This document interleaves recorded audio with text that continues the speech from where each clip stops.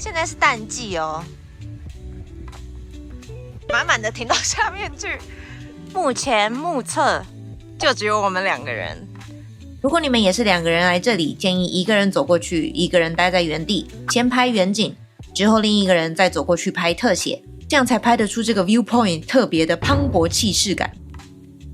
路线要长要短随你选择，也没有太多高难度的攀登，是一个适合全家大小的健行体验。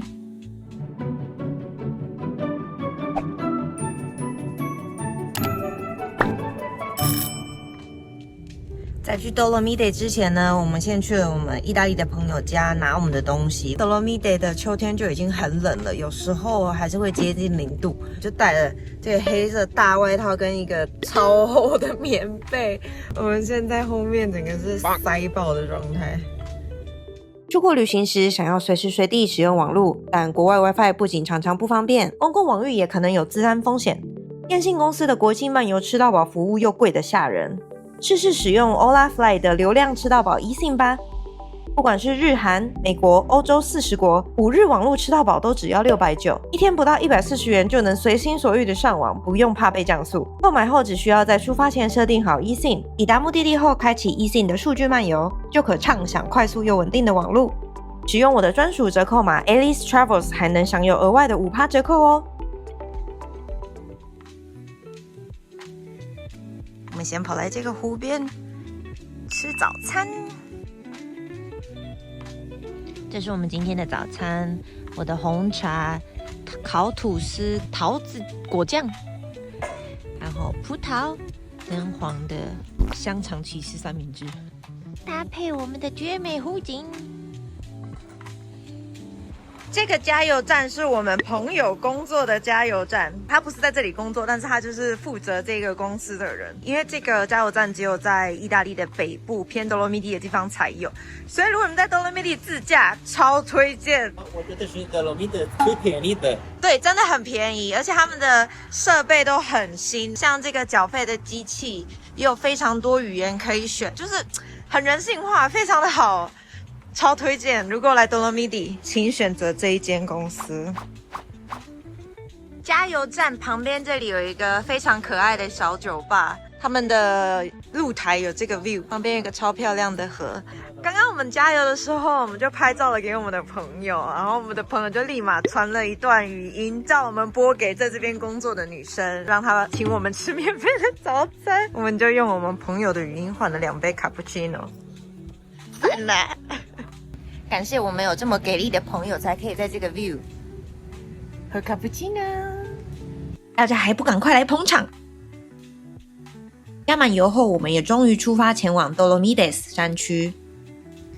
我们的第一个景点是一个小小的湖，旁边有一个免费的停车场，所以很方便就可以到达。这里不可以游泳。你是好吃的鱼吗？你很好吃吗？那里还有。这个湖畔景区位在东侧进入山区的门户，如果你们也是从这个方向来，非常推荐可以来这里伸展一下筋骨再上路。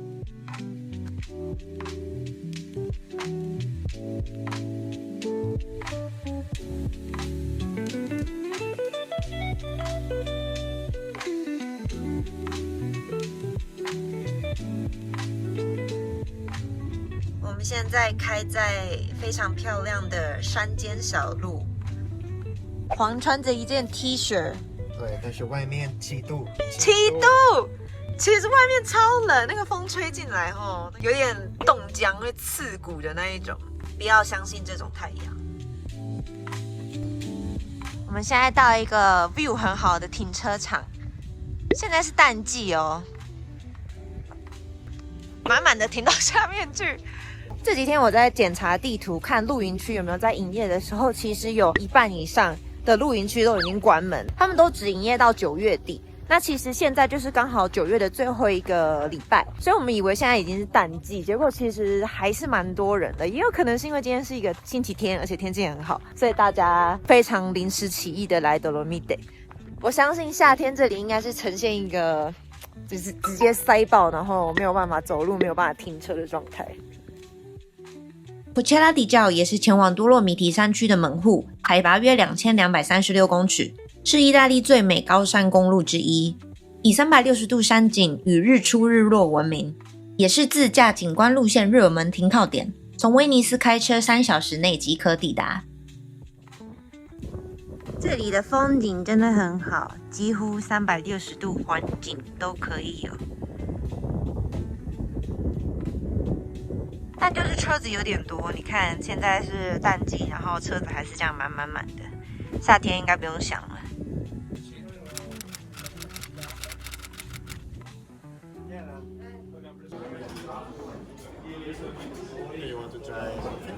So we're going to do the product. Cappuccino, P50.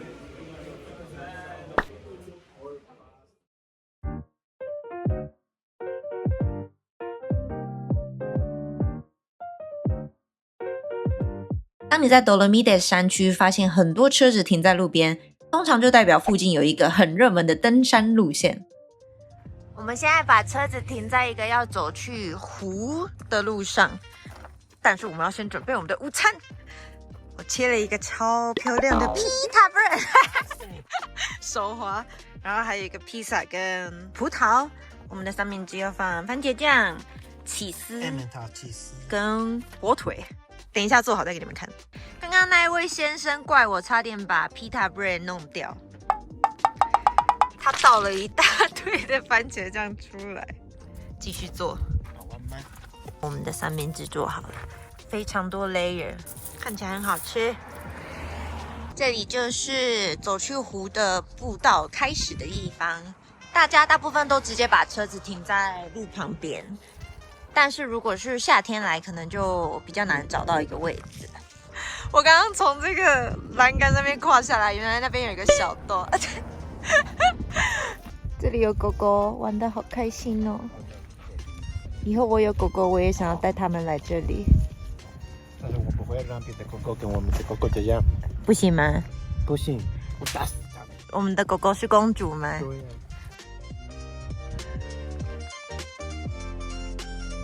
现在是差不多3点半，我们才开始要走去湖，非常多人。现在是准备回车子，我不确定这是好事还是坏事。好的地方是我很确定湖那边会比较少人，但是搞不好是因为现在去再回来就会暗迷蒙，会摸黑回来，所以可能大部分人都还是比较早去这个湖，因为据说单程要1个小时40分钟，所以来回的话加拍照差不多要4个小时。希望我们不会需要在这个山上过夜，不然我们一定会被冷死。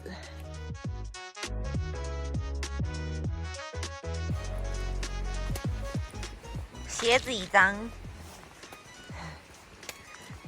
那里看起来有一点点难走，拉近给你们看，感觉需要手脚并用一下。看有多少人要走回去，就只有我们要往那里走。塞车。这里的路很长，会需要经过这种湿湿的，或是刚刚我们是直接过了一个小河，所以建议穿合适的登山鞋，这样你踩水的时候鞋子才不会湿。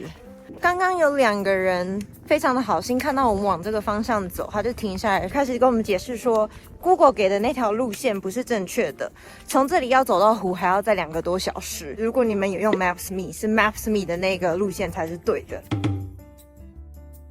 所以如果依照我们现在的步伐这样走的话，我们结束可能会是8点多9点回到停车的地方。而且他说路会越来越难走，越来越窄，越来越滑，所以不太建议我们继续往前走啦。可是我们有带头灯，我们就想说 OK， 这可以看一下。有些路段真的比较有挑战性，如果要带小孩或是筋骨不好，可能要再评估一下。很高，有惧高症的，我建议先避开这一个湖。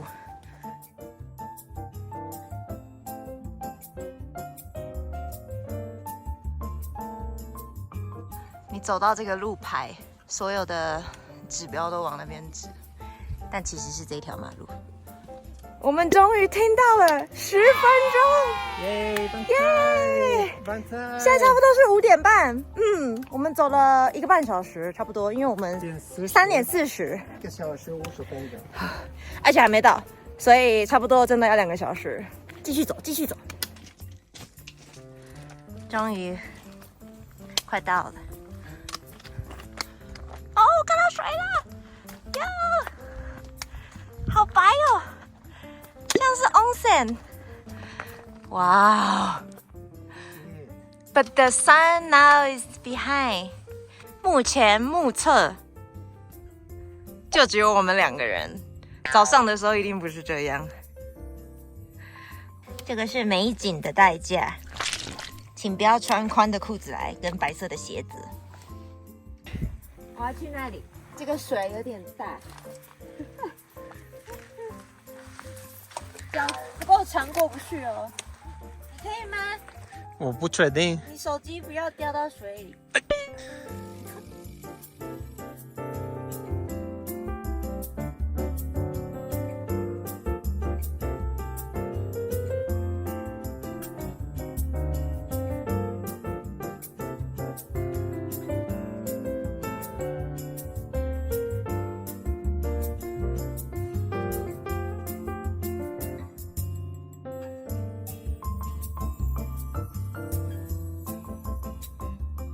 这个湖其实没有很大，所以今天早上的那种人数，我觉得一定会把这里塞爆，整个旅行的质感应该就会很差。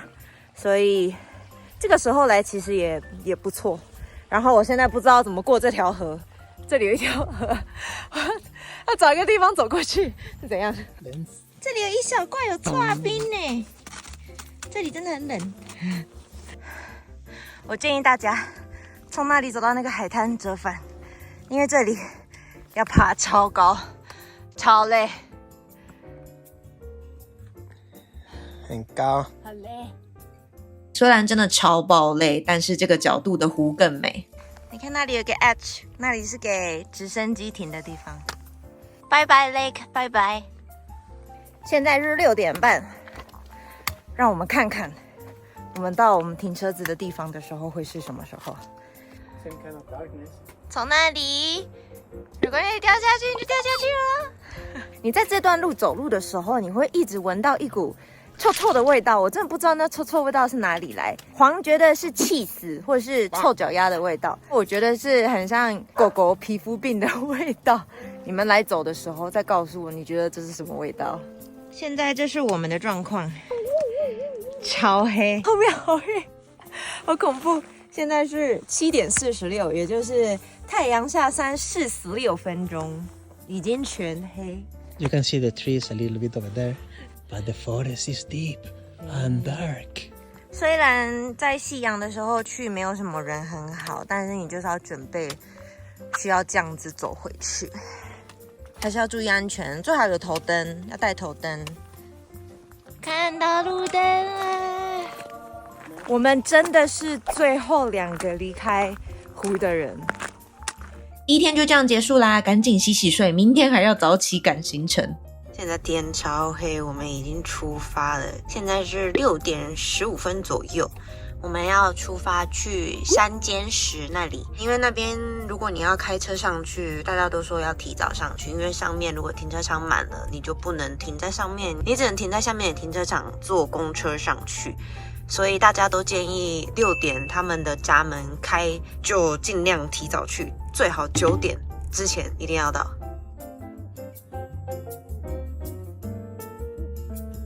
现在是6点47，这里是 toll， 基本上没有人在排队啊。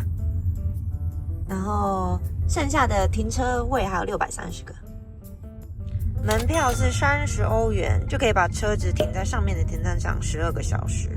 7点我们到了山间石的停车场，那个山有一点微微的粉红色，因为太阳准备要出来了。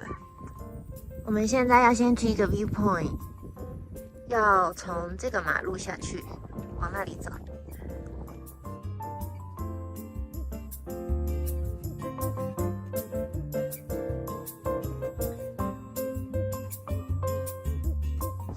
在要去另一个地方，因为这里的马路很小，通常就只能一个人过，所以大家会在这里排队，然后等你的时候再走过去那里拍照。如果你们也是2个人来这里，建议一个人走过去，一个人待在原地，先拍远景，之后另一个人再走过去拍特写，然后一样一个人先走回去拍另一个人的远景，这样才拍得出这个 viewpoint 特别的磅礴气势感。走过去的时候一定要小心，旁边的山坡很斜，跌倒可能就要溜到底咯。那里就是刚刚的 Flying Banana。再往上一点呢，就有另外一个 viewpoint。好嘞。那里有一个女的穿着短袖的洋装在 posing， 你知道现在几度？现在2度你是不是很冷？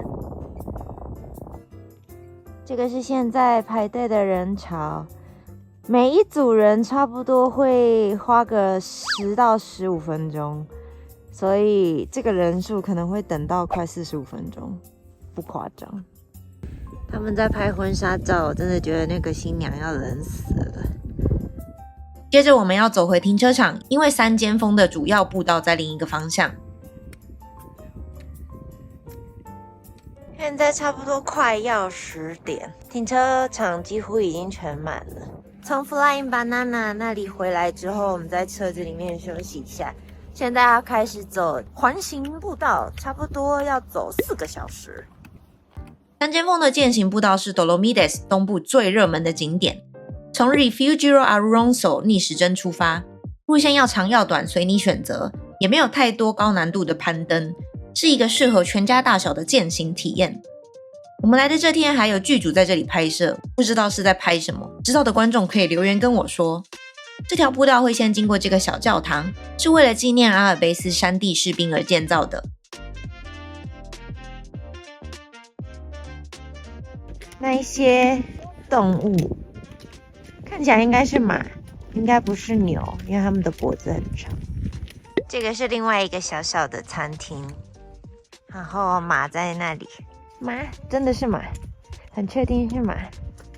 环形步道可以走那边这样子上去，也可以从这边这样上去，这里会比较短一点，但是会比较陡一点。哦，有人在骑马，好酷哦！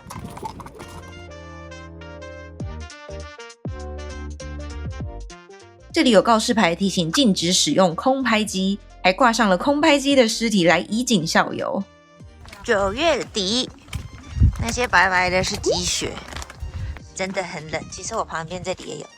后天说会下水。哦，有可能会有更多雪。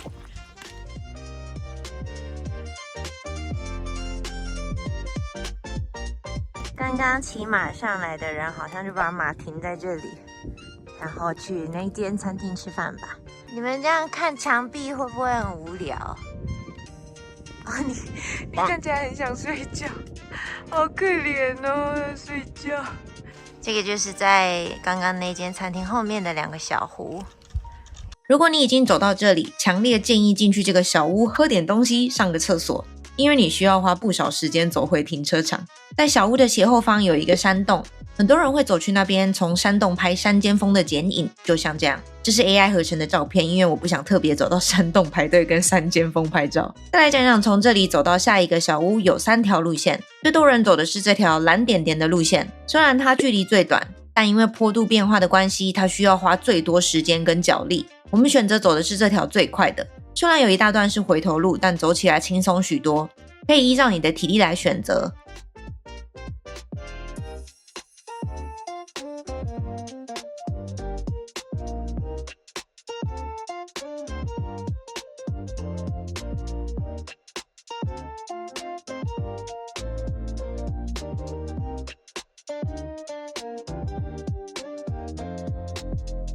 当你穿过这道栅栏，就离停车场不远啦。我们终于回到了停车场，耗时了认真快4个小时吧。今天我们两个的状态都不太好，我实在是真的不太建议像我们这样昨天去那个要走来回4个小时的湖，然后今天来走这个，因为肌肉或是你的体力其实都还没有完全的恢复，外加昨天我不是喝了一杯免费的咖啡吗？那杯咖啡真的是让我醒到半夜，因为我平常是不喝咖啡的人，所以那个咖啡对我来讲真的是非常的强。洗完澡，吃完晚饭，在营区要睡觉的时候，已经差不多11点半了。我们5点30分的时候就起床了，我应该只睡了3个小时吧，我想。真的好累。如果一直走路的话，其实不会想睡觉。但是你就会觉得你的体力真的是慢慢的透支，所以我建议大家这2个行程，要么择一，要么你就是分开，绝对不要隔一天来做。如果你们车子是停在下面，或是搭大众交通工具来这里的话，就要来这里坐公车下去。搭车的地方我也会另外放在下面的资讯栏。除此之外，这次的 Dolomites 行程，我也特别制作了一份景点地图，里面有我们这趟旅行的完整路线、值得一访的景点和停车位置、露营地、餐厅和登山小屋以及拍照点，还附上了范例照和一些小笔记。只需要透过影片下方的超级感谢功能，不限金额小额赞助我，再填写这份领取表单，我就会把地图寄给你咯。这是我们目前待过最贵的营区，一个晚上差不多要50块，但是它就在一个湖旁边，在那里，现在看不到，但是湖就在那里。这个就是我们营区旁边的湖，你看那里面还有天鹅哦。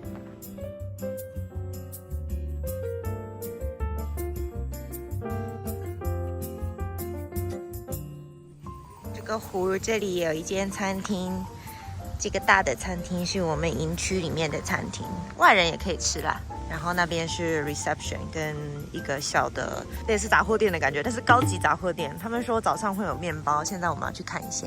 这个面包看起来很高级。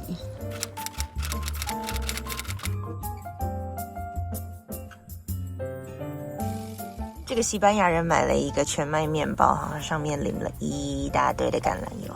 The橄榄油 is half frozen, Yeah. half ice. 冷到橄榄油都结冻了。然后我买了一个很不健康的香草，我不太确定这是什么，但是他说它是香草口味的东西。I buy whole grain and you buy desserts. It's not fair. 我喜欢吃甜的早餐，我不喜欢吃很奇怪放了橄榄油的早餐。Then I'm gonna make mine very unhealthy. Look how much jam I'm gonna put in it. 不够，可以再多一点。我们要移动到下一个景点了，拜拜拜拜。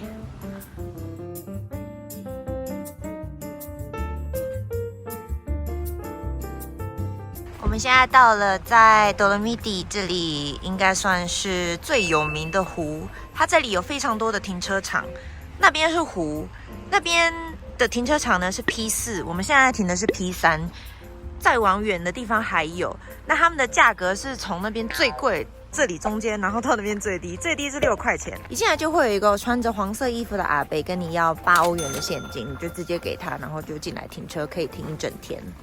在 P3 这里有一个厕所，所以如果你是停在 P4 或是下面，可以来这里上厕所。今天是10月1号，星期二，超爆多人。现在已经很冷了，你看叶子都变黄了，还是一个星期二，为什么还这么多人？我们在上来的时候，其实有经过一个闸门，上面有提到什么 ticket 的，他说的我没有看到。在暑假旺季的时候，这里的停车场可能是需要预约的。你如果有预约到停车场，你才可以从下面的那个闸门上来。那因为现在不算是旺季，所以那个闸门是打开的，我们就可以直接上来。所以如果你是暑假来的话，记得要预约停车场。这个是 Lake Briars 的平面图，它是有一个步道可以这样子绕一圈的。不愧是 Dolomites 中最热门的湖，真的超多人。很可惜今天是阴天，拍不出 Briars 的美。除了绕着湖走一圈，你也可以租船体验不一样的湖面时光。50欧元可以包下一艘船45分钟，或者你也可以选择跟别人共乘一艘船，一人15欧元。都有附赠造型磁铁和明信片等小物。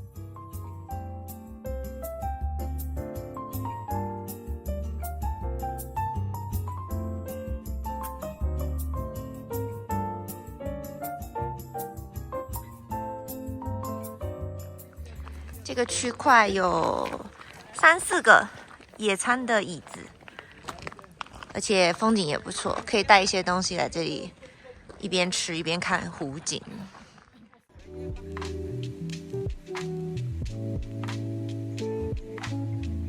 刚刚看到那个价目表啊，如果你是要独自划一艘船的话，每一艘船是50欧元。现在是淡季，然后船基本上是满的，你可能会需要排队。我个人觉得这场交易非常的不值得。你付了50块，然后你可以划这个船45分钟，但是你要自己划。对，这个湖很漂亮，但是你想想，如果你在威尼斯，贡德拉应该是80欧元左右，可能也差不多是45分钟。重点是还有一个人帮你划，而且是在威尼斯。我觉得，如果你真的一定要坐船的话，威尼斯的贡多拉会比较值得。这个有种花钱找罪受的感觉。但是我相信在湖中间拍照是应该很漂亮啦。可是就自己划45分钟这件事情，我觉得蛮累的。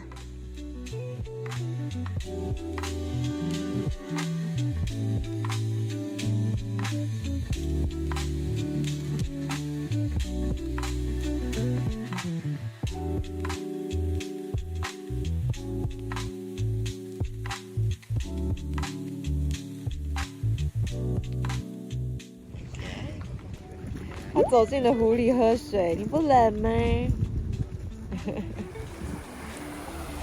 然后你还要溯个小溪。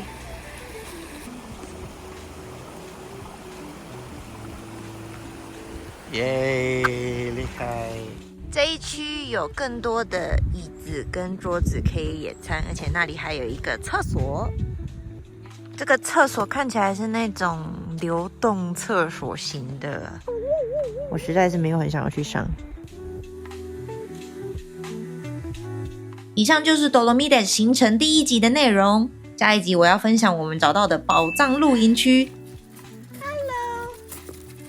我通常不会拍厕所的部分，但是这一间真的太扯，它连洗脸台都有一个门。和附近的梦幻小镇。好的，那我今天的影片就到这里啦。如果喜欢我的影片，不要忘记帮我的影片按赞、订阅我的频道，还有追踪我的 IG。那就先这样子咯，拜拜。